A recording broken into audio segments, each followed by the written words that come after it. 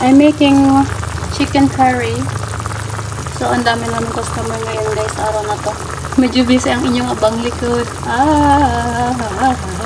So, this is chicken curry with potato, with beans, with carrots, and chicken. Also, you know, chicken curry na nga, kaya nga na-learn. So, yan guys. Nilagyan ko siya ng golden curry, Japanese curry. I am using golden curry actually. So, yan guys.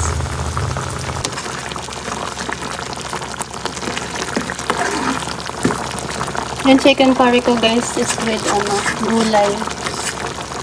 So,